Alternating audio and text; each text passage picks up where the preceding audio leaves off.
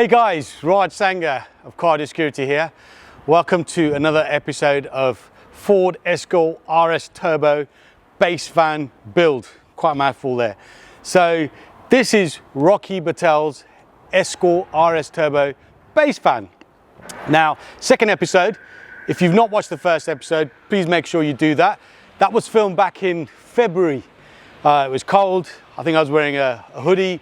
There was ice on the floor. We're now in June, beautiful weather. So a few months have elapsed.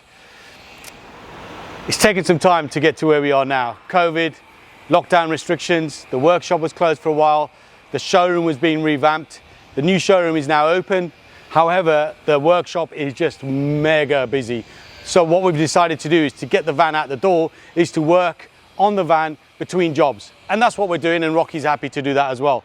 So I'm gonna give you an update of where we are from the initial drop-off stage, go through some of the pointers and some of the problems we found. But one of the questions that I've been asked many a time, is this actually an RS Turbo van, or is Rocky trying to hoodwink us with a recreation? You know, looks the part, all show and no go. So I'll tell you what, let's open the bonnet and have a look. Is it a 1.3 or is it an RS Turbo engine? Let's do that. Oh wow, that is not a 1.3 engine. So I've had a chat with Rocky. This is actually a proper RS Turbo engine, forged, and from what he says, it's pushing out about 200 brake, RS running gear as well. Now, 200 brake, that's fantastic, and this is going to be a quick van. 200 brake, nothing in the back, probably weighs 900 kilograms. This thing will go. But Rocky, by the time we've added 500 kilograms of subwoofers, amplifiers, batteries, timber, sound deadening, this van's not going to move. And as for the suspension, leaf springs at the back, I think it's going to be sitting on the floor. So sorry, Rocky, once you're done here, I think you're going to have to get an engine rebuild done and change your suspension. So sorry, mate, more money. But that's your problem, that's not my problem. One of the first things I asked Rocky to do back in January before he dropped the van was to upgrade the alternator. The stock alternator in these vehicles is about 45 amps. And to be fair, that's probably just about sufficient to run the lights and the wipers. But with all that additional amplifiers and batteries and everything else we're throwing in, that alternator is gonna do jack. So Rocky has upgraded the alternator to 100 amps. I think it's out of a Ford Granada. Will it be sufficient? I just don't know. Time will tell. Again, Rocky, sorry, there may have to be some further allowance for a bigger alternator, but if we get there, then we get there. It is what it is, as they say. So let's have a look at what we've done on the inside. Right, okay, let's talk about the stereo first. Originally, Rocky just wanted a singled-in motorized screen, like a pop-out screen. Singled-in meaning the standard size aperture. But he's walked into the new showroom, always wants the latest tech. What's new, guys? Well, the latest product out is the new Kenwood 10-inch floating display. I'll have one of those. Didn't even ask the price, but that's Rocky for you, deep pockets. So we've now had to chop up the dash. We're putting in a new 10-inch screen. A little bit more fab work to do, but we've started that process. Going on to the doors. Door cards have come off both sides, stripped back, all the electrics have come off.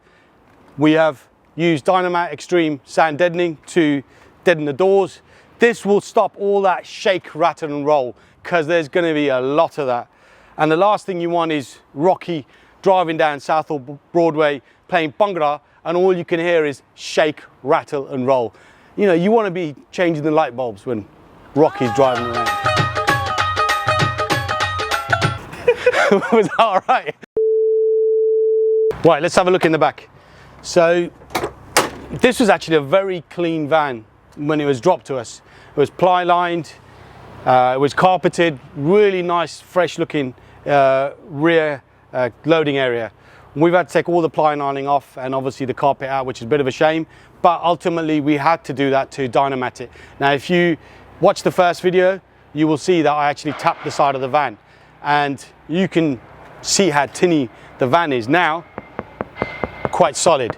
So currently we've used about 3.5 Dynamat Extreme bulk kits. Each bulk kit has about 9 sheets.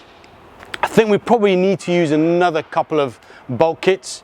Maybe some of the areas need to be done again. We need to do a little bit of the floor area, but more or less we're not far from finished when it comes to the Dynamat side. Okay, so what equipment are we using in the van and how many subwoofers are we using? Well, we're going to use Rockford Fosgate, all Rockford Fosgate electronics bar the stereo. We are going with 6 15-inch Rockford Fosgate P3 woofers. I'll show you all the product in a few minutes. Rocky did say we can use all of this space, and we are going to use all of this space. The boxes have actually already been built. I've seen them. Episode 3 will show you the boxes in situ, give you an idea of what we're trying to build and how we're building it. We've also got to take into account where the batteries are going, obviously all the fuses and the distribution blocks, how we're doing the amplifiers, is it going to be an amplifier wall, and so on. Lighting. Now, one thing we haven't touched on, Rocky, is lighting. We've not discussed that at all. Would you like lighting? Would you like it around the amplifiers? Would you like some lighting underneath the car? Please let me know. More money, please, Rocky, as well, when you're ready. Thank you. I'm rich. Hey. Right, let's have a look at the equipment. All over here on a pallet. So these are the electronics and the subwoofers and speakers that are going in the bass van. More than likely, this is it, bar the tweeters, and I'll go through that shortly. So we'll start with the subs. We have 6 of these bad boys. Rockford Fosgate P3 15-inch subwoofers. Nice chunky magnets, 600 watts RMS each subwoofer, 6 of those. Dynamat. So as I've already mentioned, we've used 3.5 kits already. Actually, maybe nearly 4, because there's only 1 sheet left in here. So each bulk kit has 9 of these Dynamat Extreme sheets. Each sheet is 18 inches by 32 inches. That just needs to be sort of, take the sticky pad off, heat it a little bit, make it tacky, make the surface area a little bit tacky, and then use a Dynamat roller and just roll it into place. That stops all that shake, rattle and roll. So yeah, we've done 3.5, nearly 4 bulk kits. Got another one there, may need another 1 or 2, but obviously time will tell. The new stereo, Kenwood DMX 9720 XDS. We've already done a review on this particular stereo, so we'll throw a link up and you can watch that. This is a very, very, very cool stereo. 10-inch screen, really cool, very slick to use, CarPlay, Android Auto, and so on. So while I'm here, the amplifiers. Right, we have 3 bass amplifiers. Rockford P1000 X1BD. Each one of these amplifiers is spec'd at 1000 watts RMS. They all come with a berth sheet. No 2 amplifiers are the same. They always differ when they come out the factory. That's why you have a berth sheet. This particular one is giving 1551 watts RMS. A lot of power. More than enough power for what we need. So we've got 3 bass amplifiers. 2 subwoofers will be wired into each amplifier. We'll go through that in another episode. Then we've got 4 channel amplifiers, 3 of those. P400 X4s. Again, they all come with a burst certificate. This particular one gives 563 watts RMS. RMS is clean music power. Okay, so while we're here, let's have a look at the speakers. Coaxials, 6.5-inch P1650 Rockford coaxials, 2-way. So you've got the mid-range and you've got the tweeter on top. Pretty cool. 10 pairs of those. At the moment, we may need more, but at the moment we're looking at 10 pairs. And then we're going to go with horn tweeters. These sound the nuts, and sound will travel with these. So we've got 1-inch and 1.5-inch. These are tweeters. Not sure how many we're going to use. They're going to be in the door cards, they're going to be in the build behind the driver and the passenger seat, and there's going to be some in the boot. So when you open the tailgate, you'll have the amplifiers on show, there'll be some speakers, so that way you can open the doors, open the tailgate, the bass will travel, and so will all the mids and tops. So that's the equipment as you have it now. Value-wise, it's about £7,500 here. That's a lot of equipment.